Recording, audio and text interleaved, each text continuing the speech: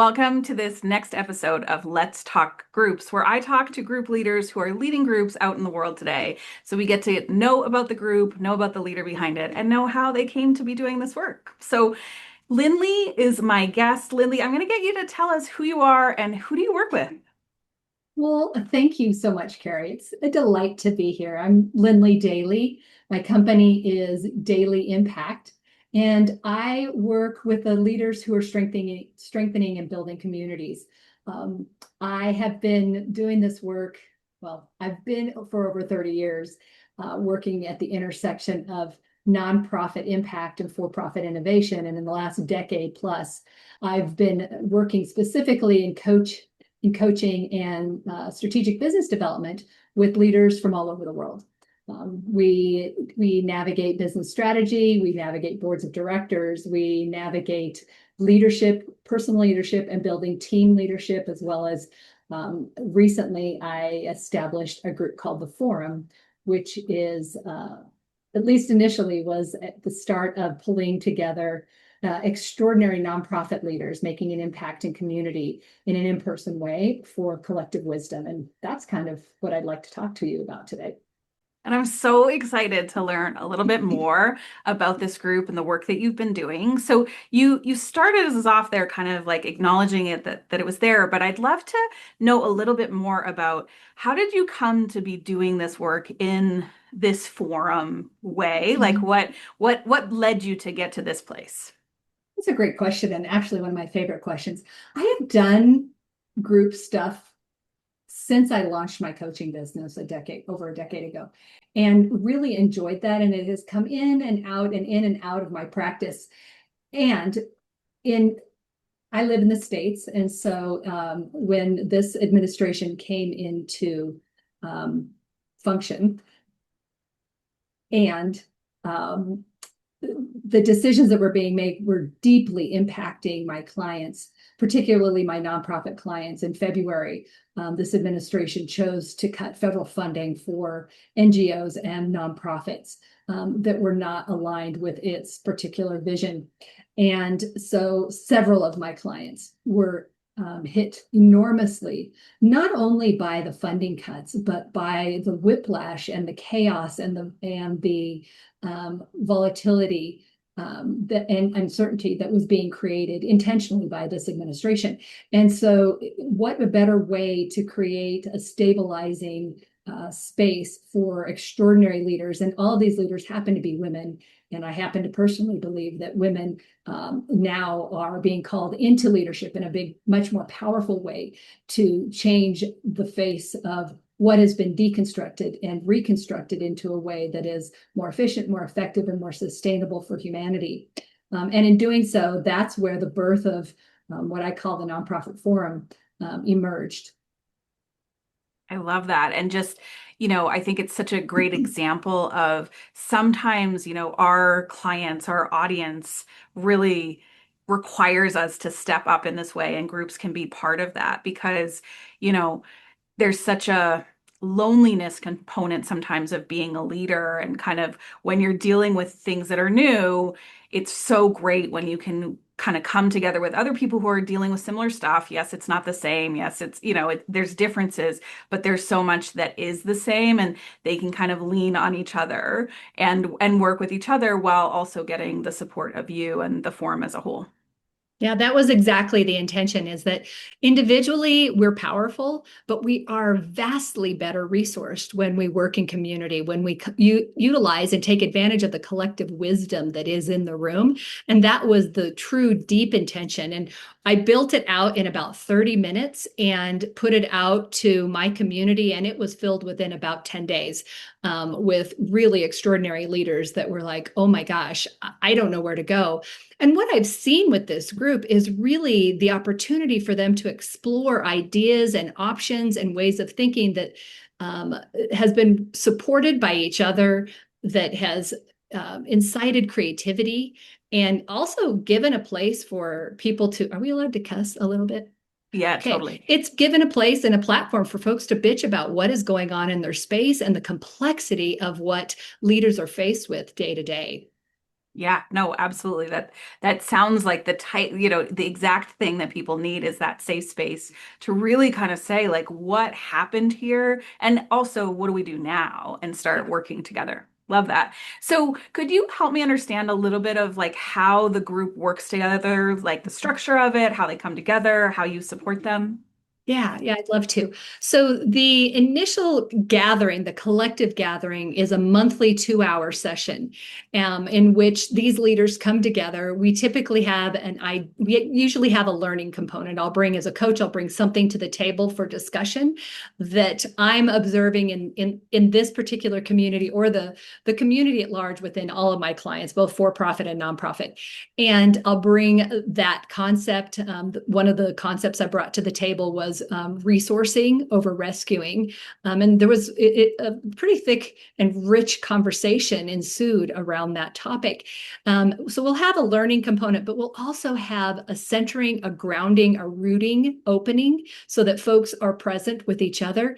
And then everybody brings the stuff that's hard to talk about to the table. A lot of time it's about staffing and how to navigate a particular underperforming employee. Sometimes about, I've got a handful within, this is a small intimate group, so I only have about 7. But within the group, I would say 3 or 4 of those individuals are restructuring their entire organization. And so some of our conversation is centered around organizational structure and what's different. What are the new and innovative ways that we can think about leadership? And in some of the cases for these CEOs, they're one of the concepts is looking at dual leadership, having 2 CEOs or 2 in a box, which is maybe at a secondary level of when you've got vice presidents or you've got second or tertiary levels of leadership within this organization. So we start out with a 2 hour session on a monthly basis. The full program is 9 months because nobody wants to meet at certain times of the month. There's certain parts of the year. So we meet for 2 hours once a month, and then each participant in the group has one-on-one coaching with me once a month. And so there's a dual dynamic where they can bring topics to the table that is uniquely in their space, or we can rehash or go deeper on topics that were raised in the forum at that time. And I'm finding that a little bit of both is happening. And really cool, what's really come out of this group is that these women are also meeting for lunch about every 6 weeks. And that has been encouraged that, this is your community, go out and take advantage of your community because I hear all of the secrets, right? All of the stuff that's going on within their own leadership, within their organizations. And then I have the luxury of saying, so have you talked to this person in the group? They're experiencing something very similar. And if I hear it enough, then it comes into the forum and it becomes a collective discussion. I love that. So, two things. One of the things that I jokingly say to people is, you have a good sign when best friends are created. So, the fact that they're having lunch and it's without you is good things. That says that connection piece is really happening. And I love it when it's without you too, because it just shows the strength of the bond and that it's not all centered around you. The other thing is just that ability to kind of have that connection on the one-on-one space and then bring some of that to the forum when you're Mhm. noticing those trends, right? That hybrid approach really does allow you to kind of say like, okay, what's really happening? Let's take the pulse of it. So was that hybrid of having one-on-one and the group kind of always the intention and always the vision, or was that something that's kind of come about because of, what you've experienced with the group? It has always been part of my practice, interestingly enough. My earlier days, I started a small group, a couple small groups. Each year, I would hold about a 6-month program, and in it was always included one-on-one coaching. And then as organizations invited me into their community, into their workspace, I found that working with teams and then having one-on-ones was really supportive of them. And so it was like a non-negotiable. It was completely part of that. And one thing I did want to backtrack on to the other piece that comes into the collective forum is every quarter I bring in a special speaker. So in this case, for this group, we had somebody that was an expert in crisis communication. We had an attorney come in that is an employment attorney come in and speak to the group. And then we had somebody that was working for an NGO in humanitarian aid who lived in all the really complex parts of the world from Sudan to Myanmar and come in and speak because of how they had to navigate spontaneous change and complex governments and respond appropriately and again we're seeing some of that similar dynamic too, and so I thought all three of those speakers were really well received. I love that. I like see that three levels of resource, Mm. right? It's like the individual one-on-one, then there is the collective, and then it's the, the bigger environment who kind of within the ecosystem is needed and can come and share their wisdom Yeah. in that group. So I love that part of it.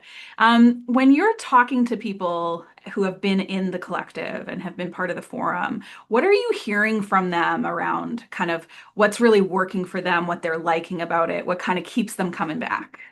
Yeah, that's a great question. In fact, I just completed my forum a couple of weeks ago and asked for their feedback. And so I happen to be fresh off the press with a few of those comments. Um, Most of them are so grateful for the leaders that they are sharing space with. And that has been the most impactful for them in noting how the collective wisdom that has been shared in the group is really, really valuable. I think they've commented on the speakers also being important. Um, they have really spoken to the value that um, it comes from the one-on-one coaching as well as the collective coaching because they get to do their own personal work um, and the work that is important to them collectively. And then, of course, there is something around the conversation about having lunch and talking smack. Um, One of my clients said that it has been a much needed space for release and reflection, peppered with uh, humor, which is really important at this time. Um, Others have said that it's incredibly grounding and energizing and became a place where I could pause, or this person could pause, think deeply, laugh freely, and grow alongside people who inspired every step of the way. And then the connection and the networking and the guest speakers were also really well received. That's awesome. Yeah. Congratulations. That's Thank you. amazing feedback. Thank you. Thank you. I'm curious about kind of as you're ending this forum and looking towards kind of doing another one, is there anything that you're thinking about changing or you would do Yeah. differently or will do differently? Yeah. Well, first of all, I needed a break. So I promised that I would not make a decision until next year meaning January, on whether I would renew this. Several people in this group would like to continue on. I think it's really just as commentary, I think it's really important to keep the integrity of the group together and not bring in new candidates. And so even if out of 7, I have 4 renewals and they want to go forward, it's likely I will go forward with those 4 and not bring any new candidates. So as I think about going forward, I think there's room not just for a nonprofit solidarity or a nonprofit forum, but there's also room for corporate forum. And I recognize there is an organization in the world called Vistage. Worldwide. And it is a great resource for CEOs and COOs to come together and do some of the same work. I created this specifically for nonprofit because most of the nonprofits I work with cannot even think about affording that. And so I too think there's a place, particularly for women leaders, to come together in a similar space. So female nonprofit leaders to come, or for-profit leaders to come together and have a safe space where the collective wisdom supports them and then also are supported by one-on-one coaching. So there's a couple questions I have. So the first one, I'd love to iterate this in other communities beyond my community. One of the pieces that I think is really important is the in-person component, having that physical contact. And I have some clients in other states, and it would be really lovely to be able to build a small forum around each of those clients in their communities. The challenge I have is I don't intimately understand those communities as well as I know my own community. So we'll start with that question first. Yeah, How do I no. iterate? Yeah. So the first thing you have to do before you iterate is make sure that you've got all the pieces to the puzzle. Like what are the pieces that work? Which it sounds like you have that piece. One thing that I'm hearing come up as you say that is, what the intimate knowing of the community has played a role in this, right? In the success of this. And so the question is the setup, is the structure, is the vision, is the Mhm. program promise requiring somebody in a facilitator role or co-facilitator role to have that level of community intimate knowledge? Or is it that actually the structure feeds it and it's the collective wisdom that feeds it? So that to me is like question number one, which I don't know that you would have an answer to that yet. Part of that is like an experimental mode of, if your gut is, no, I think that intimate knowledge is really important, then it becomes how do you iterate this in partnership? So you can represent kind of the structure and the forum way, if you will, and you find partners that have that intimate community knowledge and kind of, do what I would call a collaborative group where you're both working on it. If your hypothesis is like, I think I'm okay. I think the structure and getting the right people supports it and we would be okay without that. Then you do one in a place that you have clients and you see and you iterate through that experimentation of Mhm. is that a piece that's required? hmm Yeah, I feel like the fundamentals. I was a collegiate athlete, and so it's hard to progress without the fundamentals, the root system, right? I feel like I've got my root system, that the fundamentals are in place for the program. And I've seen it work over a decade in various different styles. So I feel like the root system is qualified. And my initial thought is it is mine to facilitate, and maybe that's my ego speaking. So full disclosure, I'm listening. And I feel like I can bring one client in because they're my client, but I'm like, if I were to go to a community outside of my state, I would not know the threads to pull on to access those individuals to participate. And I have contacts in those communities, like especially if I stay in the social sector space. I can contact United Ways in a couple of these communities, um, and those folks are awfully busy. And so there's two pieces at play. Will there be funding, and can I access funding in those communities for these individuals to participate? And I've priced it so reasonably that every CEO should be able to afford, the fee per month to participate. But the bigger challenge I'm seeing is how do you access the players in the community where it's not junk mail, right? Where there's more of a personal one-on-one connection and the group is a fit group, where you kind of have to interview and apply so that there's some collegiality and alignment with the participants. Yeah. So total confirmation on that idea that I had a mentor who used to say to me, the most important decision you make is who you take on as a client in a group, right? Yeah. And so making sure that whatever that process looks like obviously right now, a lot of this is your direct community, right? So you already kind of know who the people are, really specific invitations, and you were really clear about who even got the invitation extended to them, right? So confirmation that that's a key part of it is who you invite in. The other part that comes to me as you're thinking about kind of that third level of like the resourcing for the collective, Mm-hmm. I would imagine that the people that you choose to join the forum will actually have some resources there too, and they will have some people that they could suggest you have a relationship with. So still you would be the one who is reaching out to that person after an introduction. You would be the one helping them to understand why you might be inviting them to the collective, what that role looks like, but you're tapping into the resource of the people who are already part of the collective. Yeah, my belief system is that folks that will participate will find their way to fund themselves. Yeah. And as a former fundraiser, I also have access to funders. And so it would be kind of cool to create a pathway for funders to fund the work and these clients. But that's a secondary concern. I think my biggest concern is how do I access people for invitation?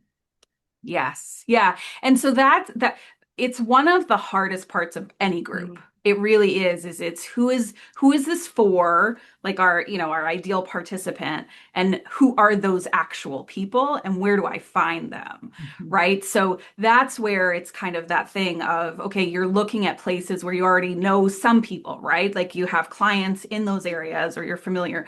So it becomes asking them, hey, these are the type of people I'm looking for. Do you know anyone like that? Or where do those people gather, either in person or online, in this community, in this state, in this town, whatever it is?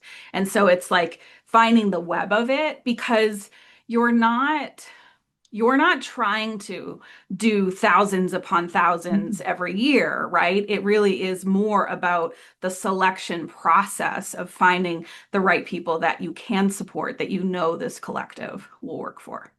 Yeah, Yeah. exactly. And some of that is um, speaking specifically to my client that happens to be my clients that happen to be in a particular field of support. So if they're in healthcare, then who else in your community, in the healthcare community, would benefit from CEO nurturing, right? Yeah. And yeah, and so part of that is that network piece. And I think that's a viable conduit. And I think I would really like to diversify those fields. Like, I don't want everybody in healthcare. I think having, a couple people in healthcare and a couple people in housing and a couple people in, whatever food scarcity, children's issues, et cetera, would be a Yeah. much more balanced and diversified group.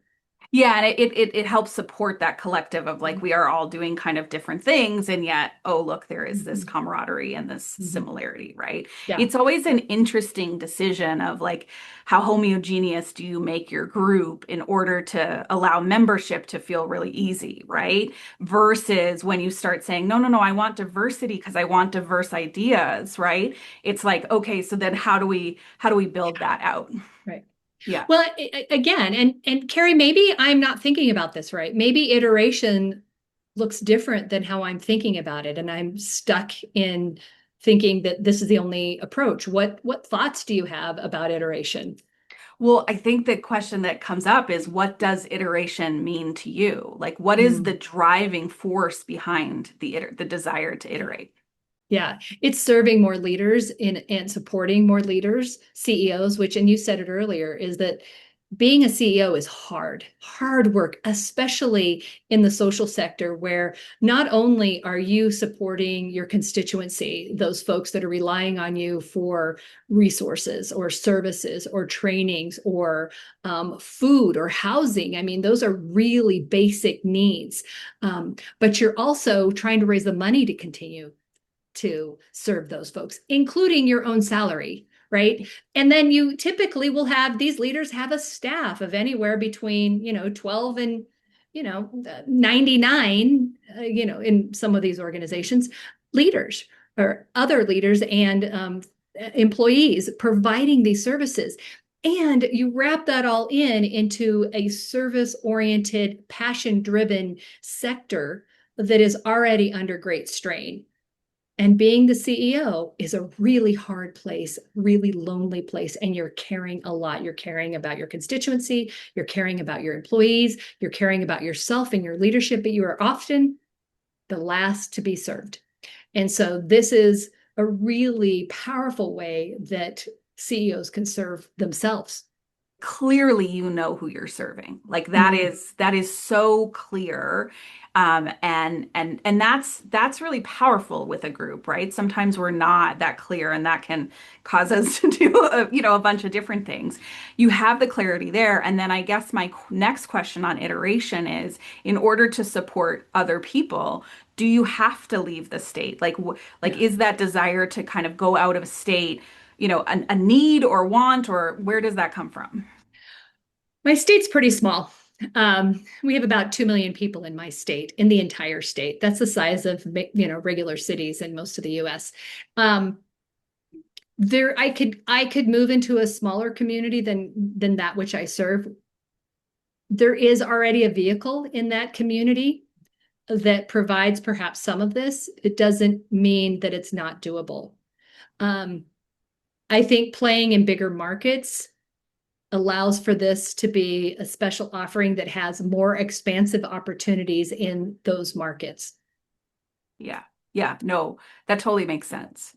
And so what I would say is, I don't know that there's a specific answer, but it's getting clarity around like the iteration kind of piece of it, right? It sounds like, location and kind of, potentially even who the ideal participant for this is, Mhm. where that growth is. And then it's the challenge to yourself of, what role can I play when I am Mhm. not as grounded and connected in the immediate community? Yeah, And so, what does facilitation look like then?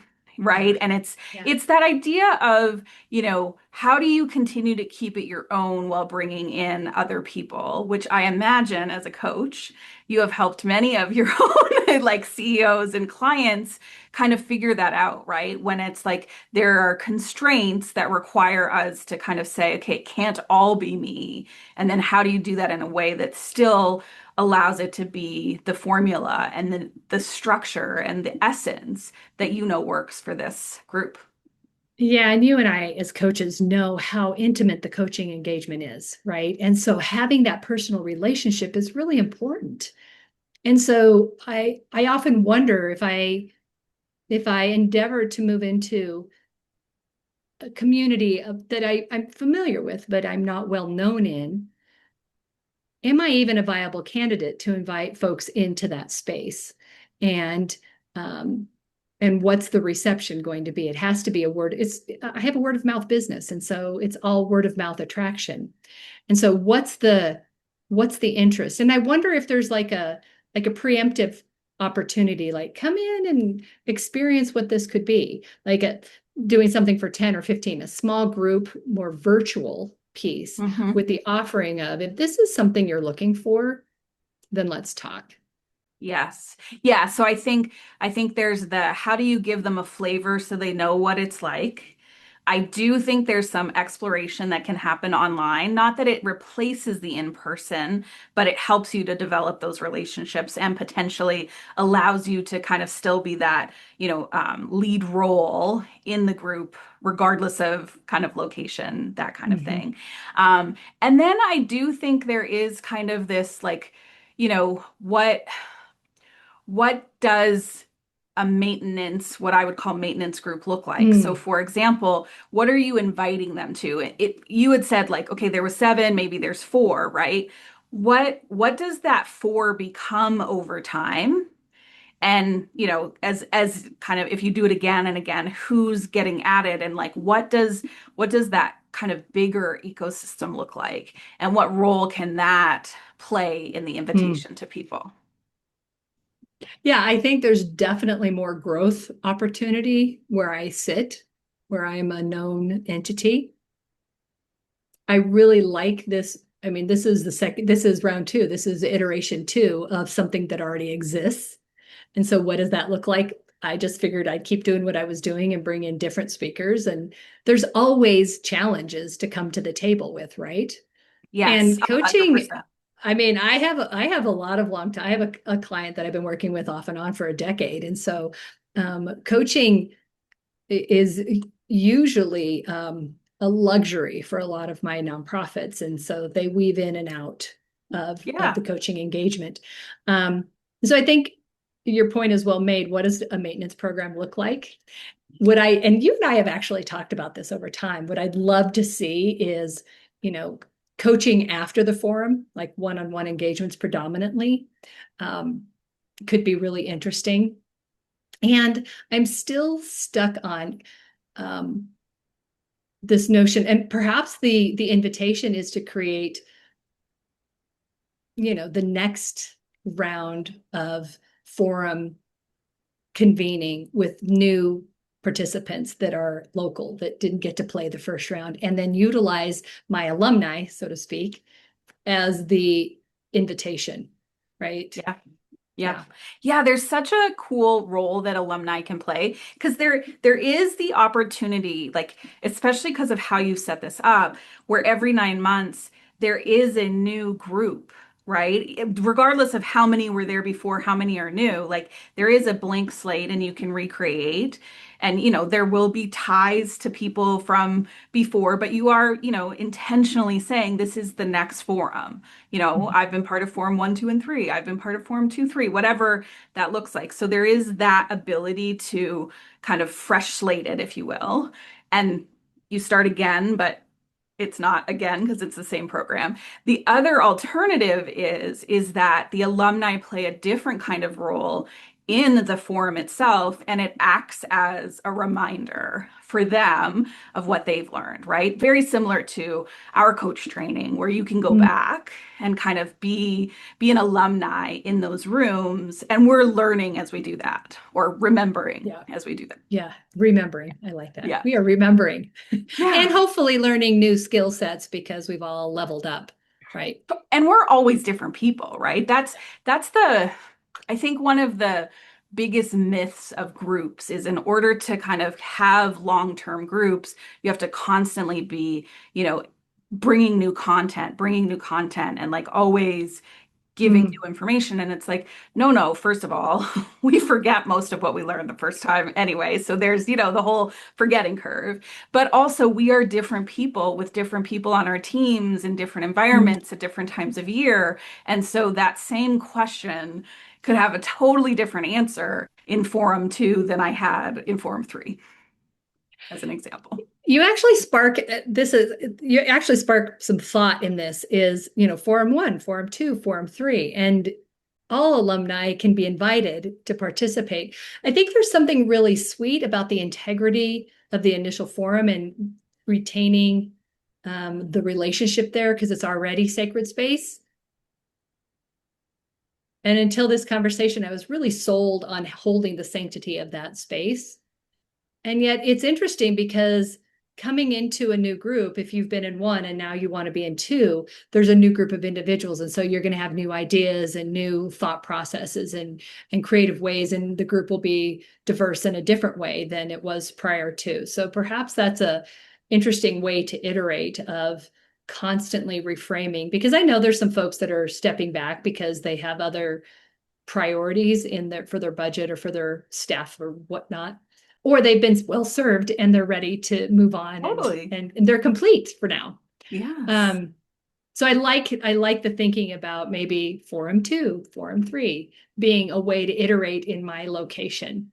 And this forum, the concept came to me so easily and was such a quick and rapid download, and then evolved and happened so quickly that perhaps it's time to just wait for the next download. One thing, though, that is not bugging, but tickling me is creating this for corporates here. And we're predominantly mid-size companies. We don't actually have major corporations here, rooted and based here. And so it would be probably more like general managers or somebody with a CEO title, but it's more of a branch CEO. If I'm Hmm. thinking of banking or credit unions, or we've got a lot of government contractors here. So we've got some mid-size consulting businesses that may find it interesting to be CEOs. Um, Again, though, iterating in a field that's a little bit different from the network I play in. About 60% of my business is nonprofit. And so the other 40 is government and corporate. And so I wonder what it would look like to create that for the other two-thirds of the population. The other two-thirds. I mean, it's only 7 people or 6 or 10 or whatever Totally, shows right? up, right? Yeah.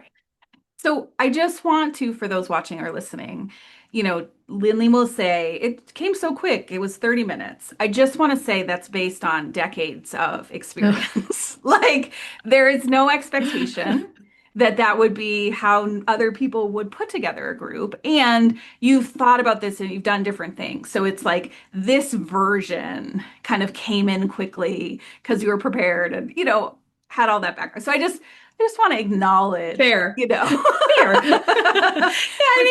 I mean, I've been in the workforce for over 30 decades, 30 decades. Good 30. Lord, I look great for being 3,000 years old, or 300 years old. But yeah, for more than 3 decades. So I've had a little bit of experience of trying and failing and trying and reiterating and reimagining and I'm not afraid to play in unknown spaces. It's not terrifying. So you Yeah. try it, you pivot, you ask for the input from the participants on what works and what could be better, and you Yeah. carry on.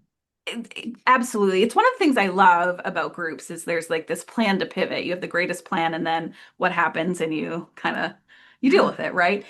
And, part of that is because of your deep expertise. It is kind of like, for the most part, there is very little times I imagine that someone says something, you're like, I have never heard anything remotely like that. So, there again, there is this experience that you're relying on to Mm. do that. And so that's just part of it too, is, as one of the reasons I love working with experts is because they have that knowledge to kind of play with and lean on and lean into. So, Well, and Linley, I would also let me just offer yeah, too. I will also say that I don't have all the answers, and the reason this group, the forum, was created was because the answers are in the collective, and so I'd be like, well, what do y'all think? Right? Push it back into the experts that are in the room because I'm not living in their shoes day to day. yeah, the sign of a real expert is I'm not an expert, right? Like like it's that ability to be like, I Right. actually don't know. Yeah. There's a there to know enough, to know so much that you know that you don't know. And Yeah. it's one of the reasons I love groups is because there is a collective wisdom, right?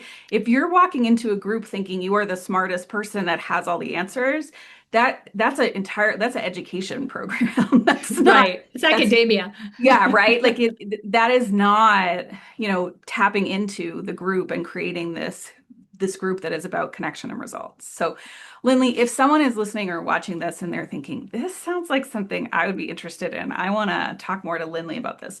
Where should they go? How do they connect with you? What does that look like? That's a great question. I would be super pumped to talk to anybody that's interested in doing this. Happy to share. I think generosity is really important. If you're working with other leaders, let's build up more leaders, more quality, high thinking, high activated leaders.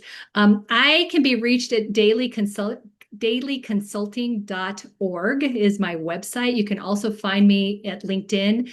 Linley, Linley, Daly, D as in Delta, ALY, and reach out to me. I occasionally peruse the LinkedIn, and you can always contact me on my website.